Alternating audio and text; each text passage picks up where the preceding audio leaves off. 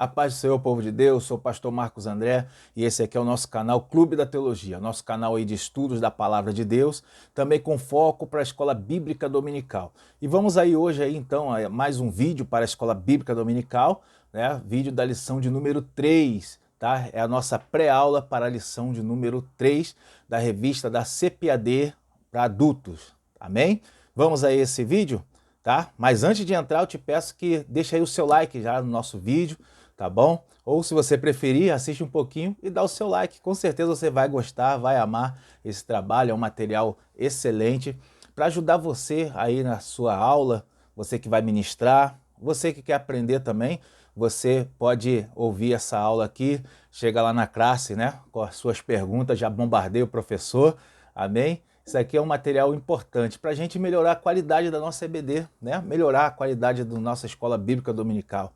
Vamos aí então esse vídeo, tá bom? Se não é inscrito, se inscreve aí no nosso canal, tá? Compartilhe esse conteúdo, comente, coloque algum comentário aí pra gente aí. Vou ter o maior prazer em responder todos os comentários, tá bom? Vamos lá então. Aula de número 3 da revista da CPAD para ser ministrada em 17 de abril, tá? Nosso domingo aí de Páscoa. Sei que muitas igrejas não vão ter aula nesse dia, mas aí ela geralmente é passada para outro dia. E de qualquer maneira o material não se perde, né? Você pode também estudar aqui online, caso não possa ir na igreja, que não é o ideal, né? Mas se você não tiver a possibilidade, pode olhar por aqui também. Vamos aí então. O tema da aula, Jesus, o discípulo e a lei. Bom, então, já na introdução já separa aí, colocando para os professores, né? E para os irmãos também, que o foco aqui é mostrar nessa aula aqui como que Jesus ele aperfeiçoou a lei. Ele vai aperfeiçoar o entendimento da lei. Ele vai dar uma nova visão, uma nova ótica sobre a lei que antes não tinha. Isso aqui, essa é a ideia principal aqui, tá bom? E aqui você que é professor vai passar para o aluno a forma do aluno observar a lei. Ele tem que entender a importância da lei para a vida dele, tá? Isso aqui é importante. Aí você vai passar isso aqui para o aluno e o aluno vai sair da aula tendo uma outra consciência, uma consciência melhor do que é a lei, né? Vamos aí então, separei a parte que diz aí, logo na introdução, né? Essa onde diz assim: nesta lição estudaremos a respeito da relação de Jesus com a lei e o que ele deseja de seus discípulos. Então isso aqui, aí eu separei aqui o seguinte, eu escrevi sobre isso o seguinte: ainda hoje tem muitas dúvidas, isso aí principalmente entre os novos convertidos, entre os alunos que são mais jovens, né? As perguntas que geralmente se formam na cabeça de alguns, né? Será que a questão assim, Jesus anulou a lei? Será que ele anulou a lei? Será que eu devo cumprir a lei? São perguntas, né? Por exemplo, eu devo guardar o sábado? Isso aí surge muitas perguntas nesse sentido, porque muitos segmentos, até mesmo cristãos, né, ditos cristãos, guardam o sábado. Ou seja, então a gente vai ver que vai formar dúvidas na cabeça de muitos por causa disso, tá? E às vezes se formam alguns debates e os nossos irmãos em Cristo não conseguem confrontar as ideias, não conseguem falar o porquê não porque a gente não guarda o sábado. Muitos não conseguem isso porque não tem esse conhecimento, não entende o que significa a lei, tá? Nesse vídeo eu vou tratar um pouco esse conteúdo, tá? Não saia daí, eu vou tratar um pouco esse conteúdo aqui, a importância do sábado. A gente vai ver isso aqui no vídeo, a gente vai falar um pouquinho disso daqui. O primeiro tópico é Jesus cumpriu toda a lei, aí na nossa revista CPAD, e aí vem o primeiro subtópico assim, um compromisso com o passado. Nessa parte aqui eu separei essa parte que diz assim, ó: quando nosso Senhor começou a ensinar, seu propósito nunca foi o de destruir tudo, ou não valorizar o passado relativo aos ensinos da lei. Tá? Então aqui está dizendo que Jesus não tinha essa intenção, né? E aqui sobre isso eu escrevi o seguinte, ó: Jesus não tinha intenção de criar um novo conjunto de leis. E o que Jesus fez foi trazer uma nova luz sobre os mandamentos de Deus. Tá? Jesus ele trouxe uma nova visão, uma forma de ver a lei, né? Que para a gente hoje é importantíssima. Então Jesus passou isso para eles. Nós sabemos, pela história do Novo Testamento, nos evangelhos, que eles não receberam muito bem isso, né? Eles não entenderam essa visão aqui do mestre, né? Bom, aqui é o seguinte, por exemplo, eu coloquei até um exemplo aqui, que Jesus ele trata da situação do casamento. Olha como é que ele vai fazer, ó. Quando Cristo fala sobre o casamento, por exemplo, ele afirma que Deus só permitiu ao homem separar-se devido à dureza do coração humano. Ele afirma que a intenção de Deus era que o casamento fosse indissolúvel, tá? Aí coloca aqui o que o nosso Senhor falou, né? Eu coloquei em Marcos 10, 9, onde Jesus ele trata essa questão. Então a gente vai ver que o Senhor ele trouxe o real sentido, né? Ele trouxe o verdadeiro sentido que estava no coração de Deus.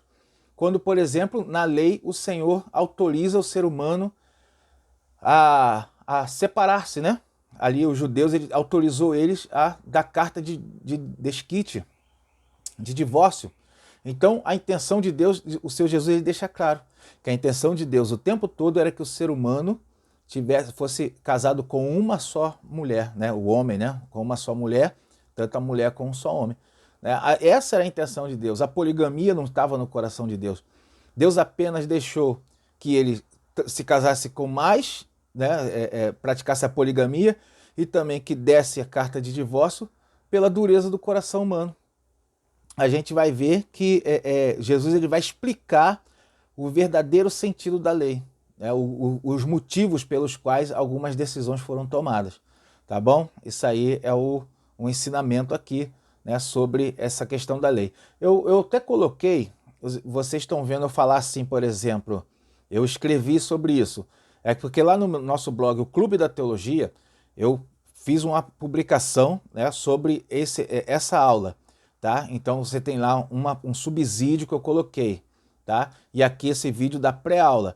Então na descrição desse vídeo eu vou deixar o link para aquela publicação que eu fiz lá no Clube da Teologia e também o link para a lição que está lá, tá bom? Você dá uma olhada aí na descrição, você vai ver que os links estão aí na tela.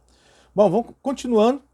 No 2, nós temos aqui, no subtópico 2, Jesus não veio destruir a lei, né? Então aí separei a parte que diz assim, ó: para muitos opositores, Jesus era um agitador, revolucionário, destruidor da tradição recebida. Essa foi a acusação que eles tinham contra Jesus, né? E de fato, essas acusações também foram contra a vida de Paulo. Paulo também passou por isso. Agora, um fato é que tudo isso daqui acontece nos dias de hoje. Nos dias atuais a gente vê missionários passando pelos mesmos problemas que Jesus passou, os mesmos problemas que Paulo passou. Tanto que os missionários, quando vão ministrar fora, missionários transculturais, né, que nós estamos falando, vão fazer a obra missionária fora, eles usam muito como um recurso escolas infantis, né, porque pega a criança ali e aquela criança ela está com a sua mente não tanto influenciada ainda pelos conceitos, né, filosóficos ali e das outras religiões, e aí consegue, né, passar para aquelas crianças o ensino. E através daquelas crianças, alguns pais vêm também para o evangelho, tá? Então isso aí é a obra missionária como é feita hoje por causa desse tipo de acusação que a gente vê aqui, em que os missionários são sempre acusados e perseguidos por quebrar as tradições, né? Ensinar, causar agitação lá nos locais onde eles vão pregar. Tá? Infelizmente isso acontece hoje. Vamos aí para o próximo, o 2. O tema do 2 é assim, aqui ó, o 3. O tema do 3 é: Jesus cumpriu e aperfeiçoou a lei. Esse é o tema do 3. Nessa parte eu escrevi, separei uma parte que diz assim, ó, nesse tópico. O verbo cumprir, do grego plerô, traz a ideia de tornar cheio, completar. Isso aqui é uma afirmação, e aqui sobre isso aí eu escrevi o seguinte: há dois sentidos que podem ser utilizados quando Jesus afirma que veio cumprir a lei. Tá? Essa passagem de Mateus 5,17, onde Jesus fala que ele não veio abrogar, né? Ele veio cumprir a lei. Aqui tem dois tipos de entendimento, e eu vou até acrescentar um terceiro tipo de entendimento, que foi o errado, que muita gente às vezes pensa, né? Mas foi errado. Ó, um entendimento aqui é esse, eu até coloquei, numerei, né? Jesus estaria dizendo que a vinda dele é o cumprimento da lei.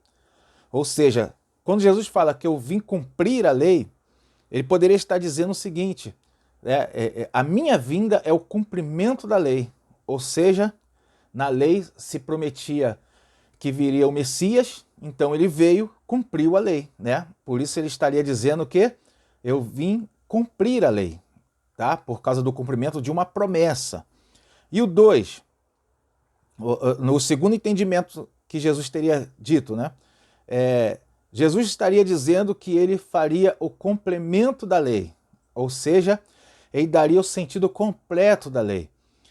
O que a gente aprende, eles aprenderam no Antigo Testamento, na lei de Moisés, Jesus estaria dizendo agora, dando agora o sentido completo. O que faltava naquela lei, Jesus estaria completando agora. Isso seria um outro entendimento. Que inclusive, tanto o primeiro como o segundo, os dois estão corretos, os dois estão bons. Tá? Esse segundo ele é mais didático. Repararam? Que esse segundo, de que Jesus estaria dando o sentido completo da lei, estaria completando a lei, esse segundo sentido aí é mais didático. Ele fala mais, né? Bom, e o sentido errado, que muita gente interpretou errado, quando fala que Jesus veio cumprir a lei, né? O sentido errado é aquele onde muitas pessoas pensam que ele veio cumprir rituais da lei. Que ele veio para cumprir a circuncisão, ele veio para guardar o sábado. E a gente vai ver que muitas vezes Jesus não guardou o sábado como eles gostariam, como eles entendiam que era para guardar. Então ele não veio cumprir os rituais da lei. Amém? Então esse sentido é o errado, tá? Correto, sentido correto. Ou ele veio cumprir a promessa que a lei traz, sendo o Messias que veio ao mundo, ou ele veio dar o sentido completo para a lei. Esse outro também está correto, tá bom? Bom, então continuando, né? Lembrando os irmãos que isso aqui é uma pré-aula, então isso aqui é uma ajuda para a sua aula, tá bom? Então não vou explicar tudo que eu escrevi mais coisa lá no blog, tem mais coisas escritas sobre isso. Vai aí no link, dá uma olhada lá. Se você quiser mais conteúdo, não, eu quero mais conteúdo, tá? Vai aí no link e passa e dá uma olhada lá. Você que é professor, só toma cuidado com esse negócio de mais conteúdo, que às vezes você pode embolar um pouco a aula, né? Tem que tomar cuidado com isso. Adapta a tua aula ao tipo de ouvintes que você vai ter ali. Se você tem ouvintes mais, como é que diz, de grau, nível escolar menor, né? Por exemplo, em igrejas em locais mais pobres, né? Pessoas mais humildes, então você não vai poder encher eles de conteúdo que muitas vezes não vão entender muita coisa que você vai falar. Tá? Depois eu vou dar uma explicação sobre isso aí, uma aula exclusiva para didática. Continuando, no 2, o tópico 2, o tema é a letra da lei, a verdade do Espírito. E aí, no primeiro subtópico aí, o que a expressão letra da lei significa? Vamos lá, separei a parte que diz assim, ó, de acordo com as cartas de Paulo, a expressão letra da lei diz respeito ao antigo concerto. Bom, então aí sobre isso daqui eu escrevi o seguinte: esse entendimento se dá pelo fato de o apóstolo Paulo ter utilizado a expressão em tábuas de pedra. Aí coloquei aí a passagem de 2 Coríntios 3, aonde Paulo vai fazer menção da letra da lei, e dizendo, né, ele até diz que a lei mata, né? Bom, isso aqui é o seguinte, irmão. Qual é o significado da expressão letra da lei? Então, o entendimento de que a letra da lei se refere ao antigo concerto, ao que foi colocado lá por Deus, lá no deserto, por Moisés, né, dado a Moisés, isso é correto. Então, quando fala letra da lei, está se referindo àquele concerto. E Paulo, ele dá esse entendimento também quando ele usa a expressão letra da lei escritas em tábuas de pedra. Foi escrito por Moisés, porque Moisés escreveu em tábuas de pedra, né? Ele talhou na pedra a lei de Deus, né? Então, esse aqui é um entendimento correto, tá bom? Está lá em 2 Coríntios 3,3, essas afirmações. Bom, aqui eu coloquei algo interessante, né? Nesse subtópico, onde passa assim, a função da lei é mostrar a malignidade do pecado e a impossibilidade do homem em salvar-se. Né? Isso aí eu escrevi lá, eu coloquei lá no blog a seguinte afirmação sobre isso. A lei demonstra a impossibilidade de salvação do ser humano, não porque a lei tornou impossível. Já era impossível, mas a lei apenas tornou compreensível. Os irmãos compreendem isso aqui? Né? Ou seja, a letra da lei, a lei, ela vai tipificar isso daí. Ela vai mostrar que é impossível ao ser humano ser salvo. Mas por que é impossível? A lei fez ficar impossível? Não. A lei não faz ficar impossível. O que ela faz? Ela apenas faz com que se torne compreensível o porquê de ser impossível. Tá? Eles passaram a compreender, nós entendemos o porquê disso. A lei vai tipificar, vai mostrar tudo isso, por que é impossível o ser humano ser salvo. Porque ele não vai conseguir cumprir tudo que está previsto ali. Amém? Deixa eu só ligar aqui a minha fonte, que o computador já está descarregando aqui, tá? E a gente não pode deixar ele apagar a tela. Isso, vamos lá. Agora no 3, aqui. No 2, a perspectiva teológica da lei. Tá? Então aí separei a parte que diz assim, ó, para os judeus, a lei apresentava sua completude por meio de uma tríplice divisão, moral, cerimonial e judicial. Tá? Alguns teólogos afirmam que a divisão é moral, cerimonial e cívica. Tá? Essa judicial também tem a ver com cívica, tá bom? Porque quando fala judicial é a forma de dar civilidade ao ser humano, tá? Então vamos lá.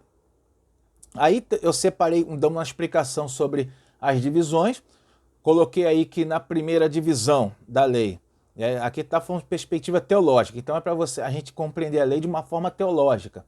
A primeira divisão, que é a moral, é a divisão da lei que mostra que nos torna seres morais, éticos, né? Você passa a respeitar a natureza humana, a Deus e a sua própria natureza, tá? Torna você um ser ético, moral, né? É isso aqui. Então a lei dá esse aspecto moral. Aonde a gente vê isso na lei? No Decálogo já tem, né? Quando ele fala respeitar pai e mãe, aquilo ali nos torna seres morais. Imagine se o ser humano não respeitasse os pais e as mães, né? Imagina isso. Então, nos torna seres morais com esses entendimentos. E aí, no 2, que fala da divisão cerimonial, se refere àquela que trata das cerimônias religiosas, tá? Então, a lei ela vai ter esse aspecto cerimonial, essa divisão cerimonial, quando ela vai mostrar como que se dirige até Deus, como o sacerdote se achega a Deus, tá bom? Isso é importante para nós? Claro que é. A gente não pode jogar fora a lei, e nem jogar fora nem o aspecto cerimonial. Você não vai cumprir ritos cerimoniais, mas você vai entender a ética cerimonial. Os irmãos compreendem? Você vai entender a ética cerimonial. Por exemplo, ela vai dar na lei, isso aqui é um acréscimo que eu estou dando, lá nem no blog eu escrevi isso aqui. Ela vai dar na lei sobre os ritos cerimoniais, a indumentária do sumo sacerdote, tudo aquilo ali, ela vai nos dar um entendimento da importância de se ministrar diante de Deus de forma correta, trajado corretamente. A gente pode pegar isso para a gente hoje. Devemos pegar isso para a gente hoje. É importante aquele que vai ministrar diante do povo estar corretamente trajado, tá bom? Isso é passado nos aspectos cerimoniais, na divisão cerimonial da lei. No 3 também, aqui, nessa divisão, a 3 é a judicial, a divisão judicial da lei, que é aquela parte cívica, né? Que trata do direito, aonde acaba o direito de um, onde começa o direito do outro. Na lei fala sobre isso, né? É a divisão que é baseada na lei de Talião, ou seja, olho por olho, dente por dente. Tem essa parte da divisão judicial da lei. Bom, então vamos lá para o 3, subtópico 3, a lei e a verdade do Espírito. Aí separei a parte que diz assim, ó, em conformidade com esse evento salvífico, o apóstolo Paulo diz que a letra mata, mas o Espírito vivifica. Tá bom?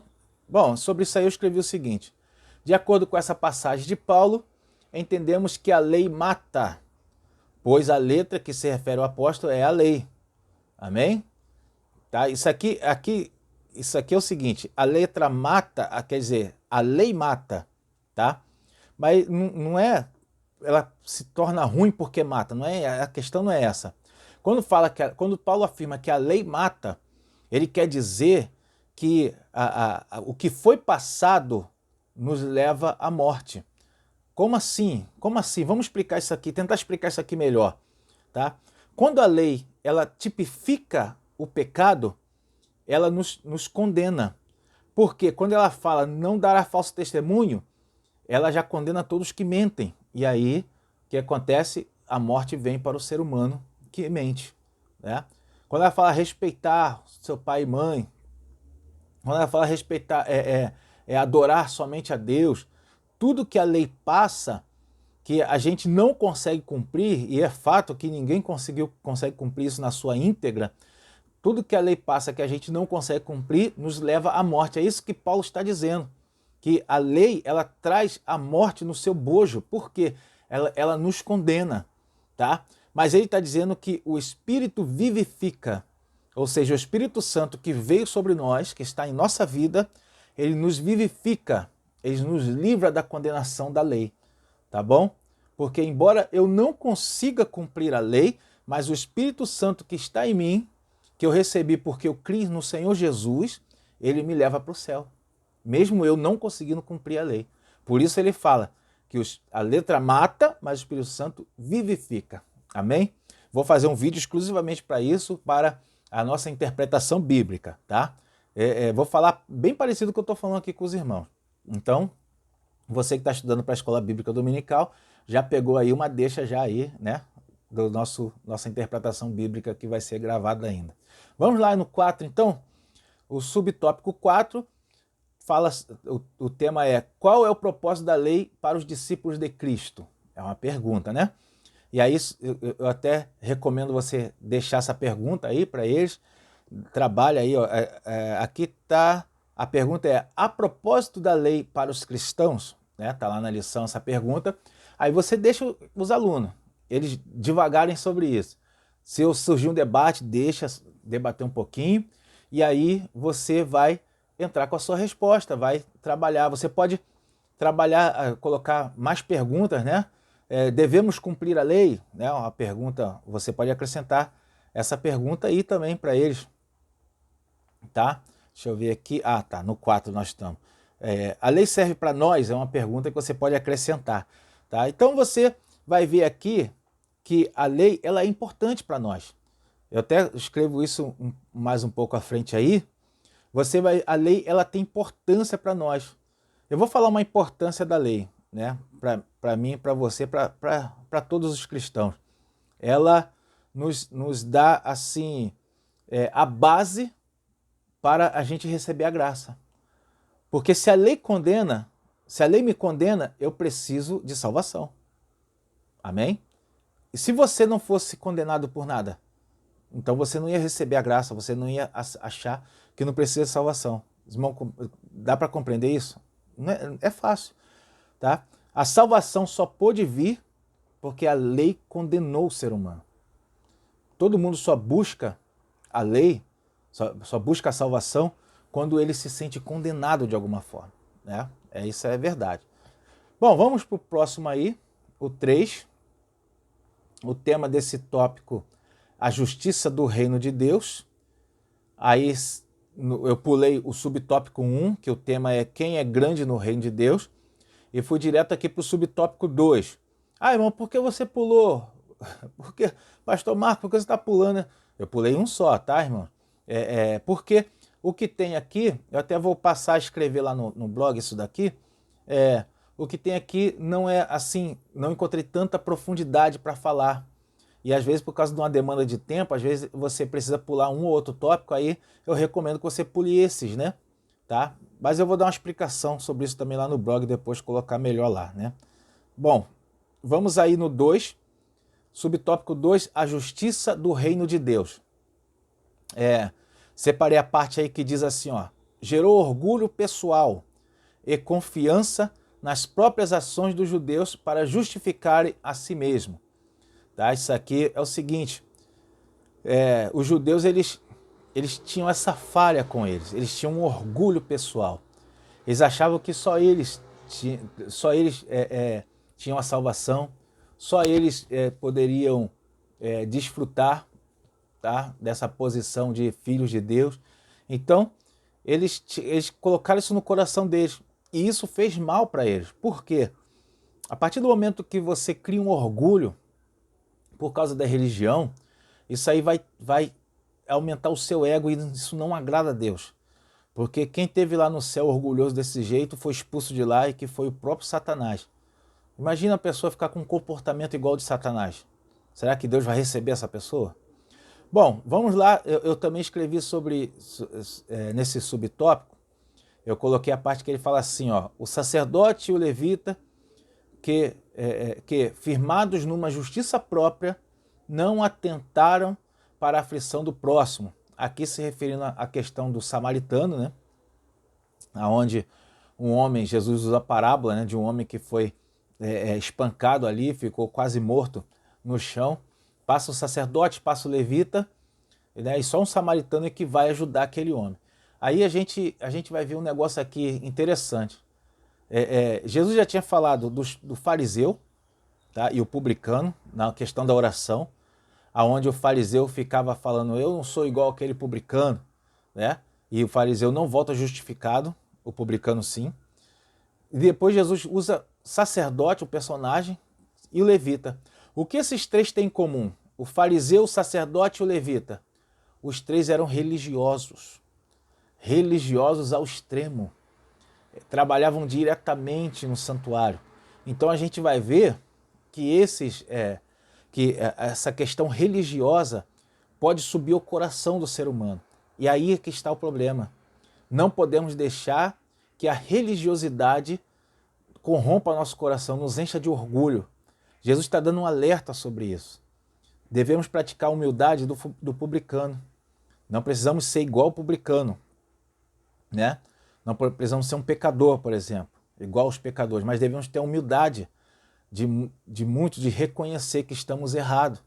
E nós, como servos de Cristo, eu posso gravar 50 vídeos igual esse aqui, a vida toda fazendo esse trabalho aqui, mas eu nunca poderei me achar melhor do que ninguém, porque a partir do momento em que eu achar isso, eu começo a deixar o orgulho entrar e aí começa o meu problema espiritual, tá? Então isso aqui é um alerta para os irmãos, tá bom? E aqui nós já vamos chegar caminhando aí para o nosso final, né? A nossa conclusão, não deixe de fazer a conclusão, tá bom? A parte mais importante dessa conclusão, passe os pontos mais importantes que você já viu na lição, que você ensinou nessa aula, né? Só para uma rememória dos alunos ali, tudo de importante que você já falou. É uma revisão, né? Faça isso, não deixe de fazer isso. Corrija o questionário, tá bom? Havendo tempo, né? Mas é sempre bom corrigir ali o questionário, que é parte da revisão para massificar na cabeça do aluno o aprendizado. E você que é aluno, faça o questionário, para você ter na sua mente, não esquecer o que foi falado aqui, tá bom? Faça a oração com os seus alunos e vamos dar para você fazer um encerramento nessa escola dominical. Deus abençoe a sua vida, a sua casa. Muito obrigado por estar até aqui. Compartilhe esse vídeo aí. Deixe o seu like se ainda não fez, tá bom? E vamos aí, né, até o próximo vídeo. Eu posso orar pela sua vida? Amém? Vamos orar então. Senhor meu Deus, obrigado, Senhor, por esta aula, que seja um ensinamento para todos nós. Abençoa o teu filho, ó Pai, que está aprendendo, Senhor, esta matéria, esta lição. Fala profundo no coração do teu filho. E levante aí, ó Pai, de todos aqueles que estão aprendendo na escola dominical. Levante futuros mestres, doutores, professores, missionários, ó Pai, e pastores, em nome de Jesus. Amém. Deus abençoe a sua vida, a sua casa e a sua família.